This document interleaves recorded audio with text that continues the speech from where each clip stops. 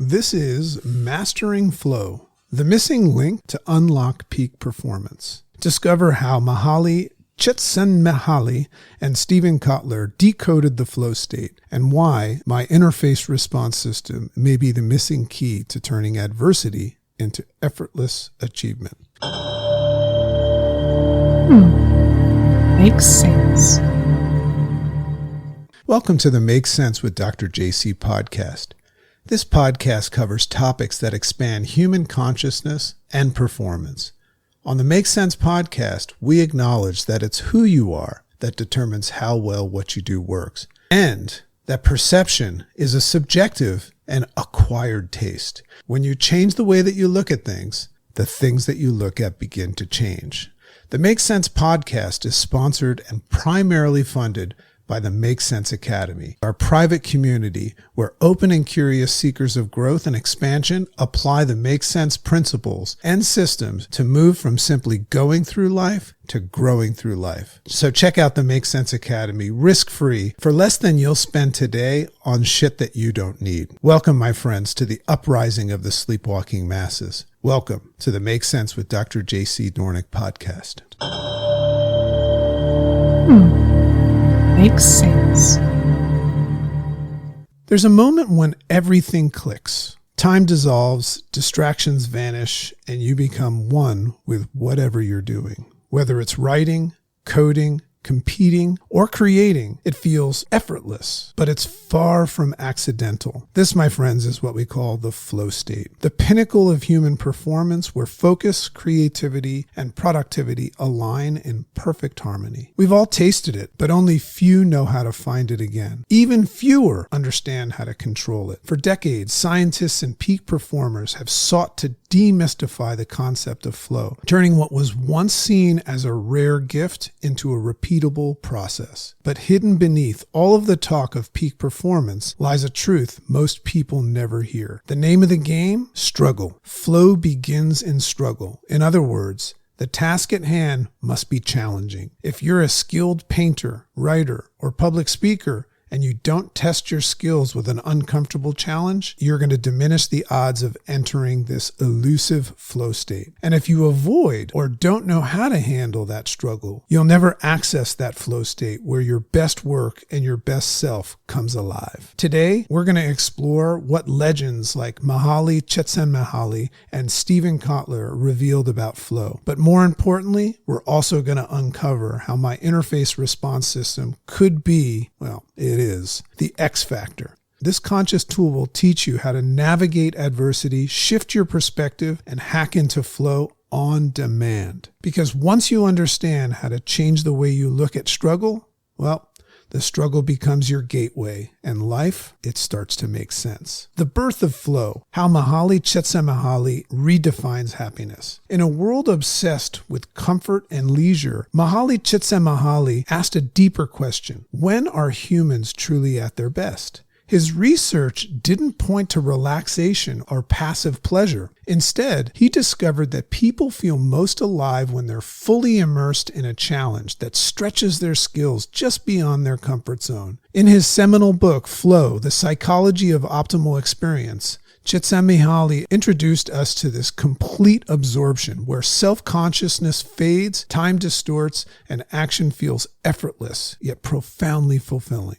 He identified that flow arises when three elements are in alignment. 1, a clear goal that provides direction.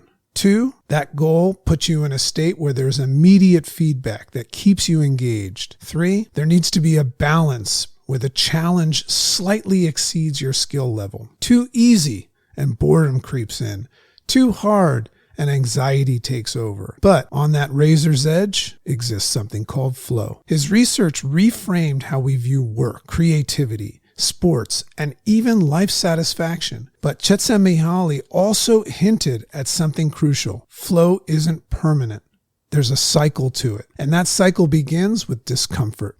Fast forward to the 21st century, and Stephen Kotler picks up where Csikszentmihalyi left off. Diving deep into the neuroscience, Kotler studied extreme athletes, those who flirt with danger yet consistently access flow under pressure. In his book, The Rise of Superman, Kotler reveals that flow isn't just psychological, it's biological. It's triggered by risk, novelty, complexity, and deep focus. When these elements all converge, the brain releases a cocktail of neurochemicals, dopamine, neuroepinephrine, and endorphins that enhance performance, creativity, and pattern recognition. But Kotler also exposed the most significant misunderstanding about flow. People think it's all about getting in the zone. They don't realize that flow is part of a 4-stage cycle. And if you don't respect that cycle, you'll never master it. So here's how that flow cycle works. It begins with struggle, the loading phase, as he calls it. You're challenged, stretched, and often overwhelmed. Your brain is working hard, seeking solutions, and it feels frustrating.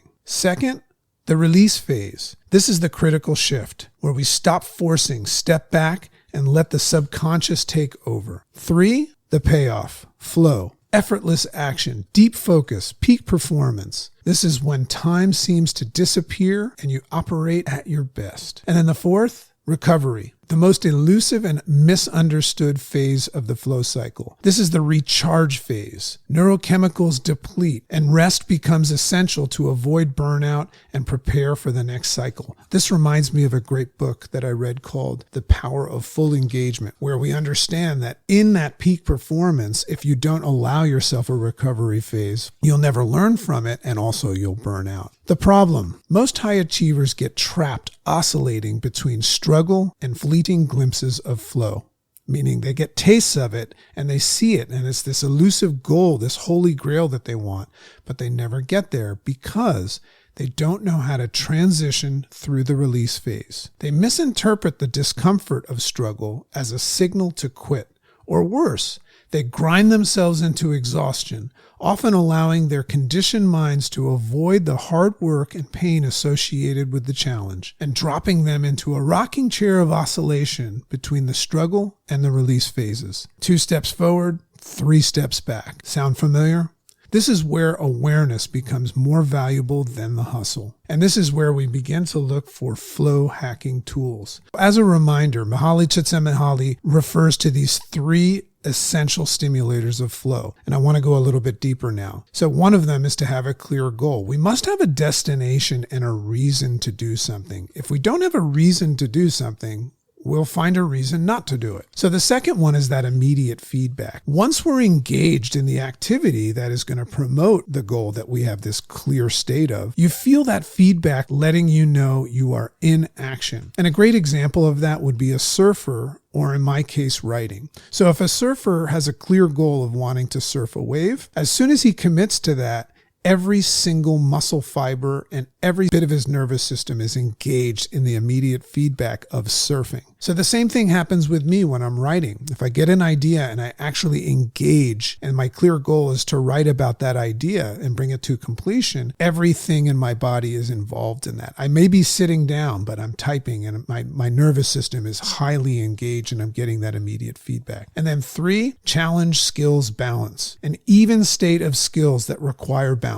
Now, Mihaly Csikszentmihalyi refers to an even state of skills that require balance. And what that means is if your skill sets are not met with an even state of challenge, then they'll get bored. And that'll be one of the reasons why you won't push through. But as you'll see soon in the modern age, Stephen Kotler has a different take on how to hack flow. And it has a lot to do with that challenge, skills, balance. Research shows that a crucial way to tap into flow is to strike a balance between challenge and skill and engage in an activity that is at least, as scientists say, 4% more difficult than your skill level. Why? This pushes you into a heightened state of focus and stimulates all the factors to release from struggle and into flow. Let's break it down into some practical examples of how this happens. One quick thing about that. Just imagine yourself pushing yourself into a wave that's too big. And you can use that as an example for anything in your life. Just imagine that you're taking a little bit more than you typically can handle on your plate. What version of you shows up? We understand that there's a fight or flight aspect to the stress response system. However, wouldn't you agree that you're in a heightened state? You could call it nervous, you could call it scared, but those things are actually very, very important because they get your blood pumping and you're in a higher state of activity, 4% more difficult than your skill level. So that's going to push you into that heightened state. And that's where flow becomes highly probable. So a big part of reaching the flow state is having a reason to. Otherwise, when you are met with that inevitable struggle phase, you won't persist because you don't have a reason to. So dopamine plays a significant role in getting into the flow state. Researchers have identified 22 sets of flow state triggers that produce that dopamine hit. In other words, action steps we can take consciously to navigate struggles better and step into flow. Examples include mastering concentration or choosing a time when your brain is most awake, eliminating distractions in that time, and tapping into the power of full engagement.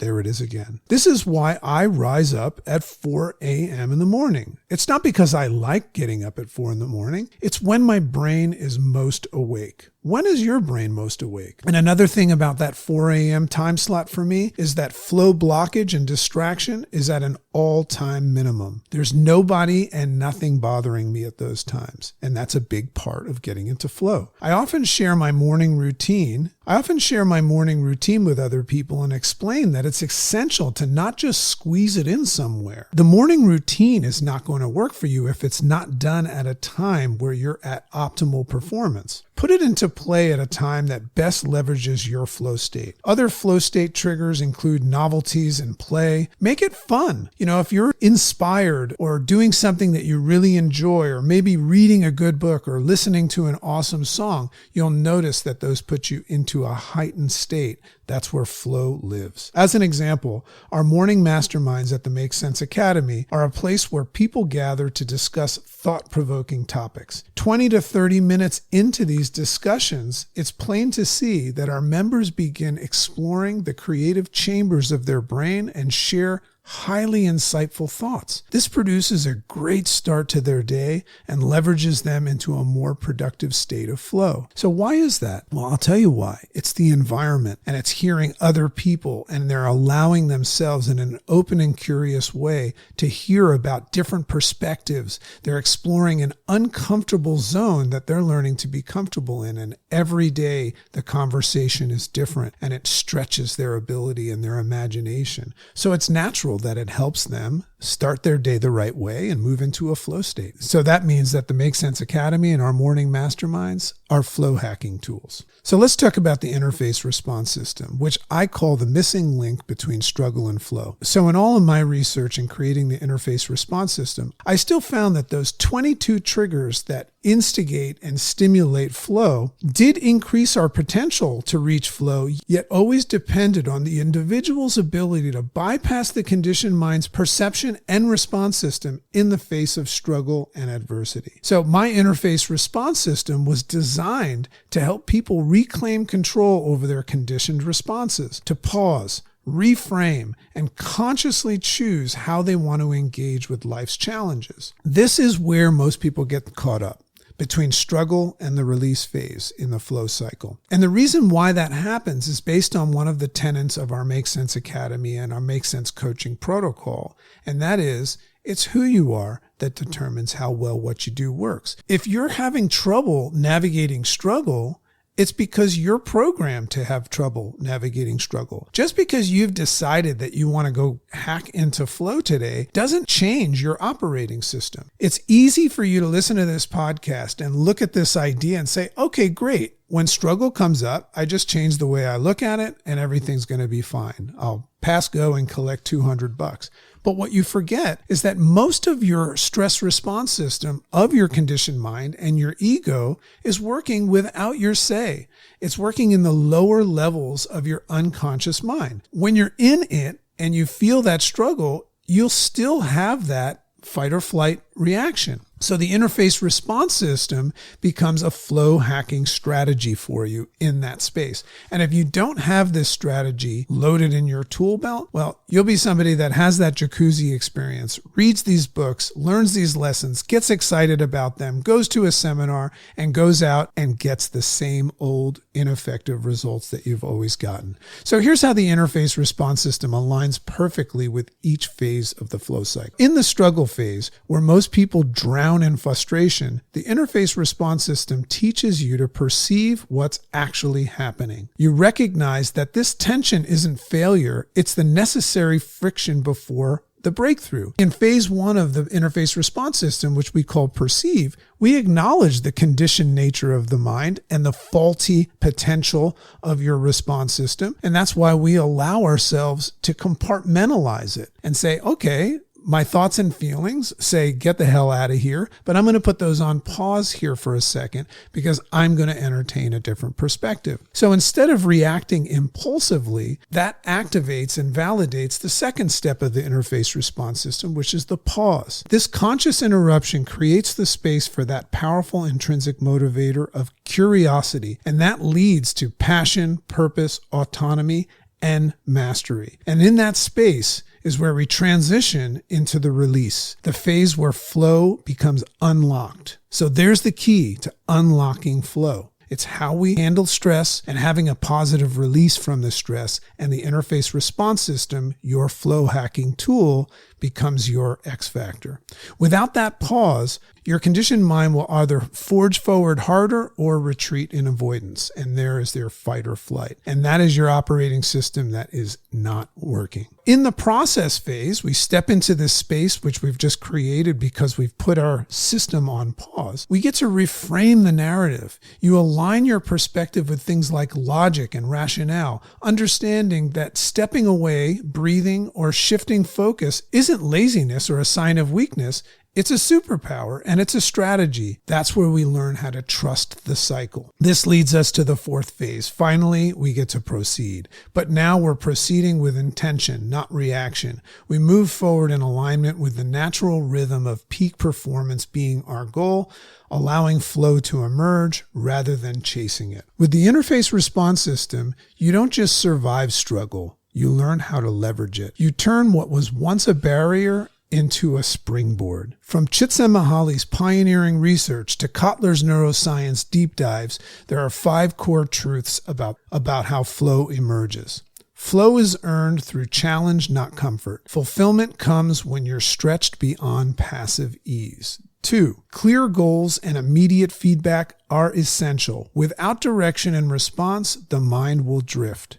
3, risk, novelty, and complexity trigger the flow state. You must step into uncertainty to activate your highest potential. 4, letting go is the key to transition. You can't force flow. You can't manipulate flow. Let's make that distinction that hacking into flow is not manipulating or forcing it.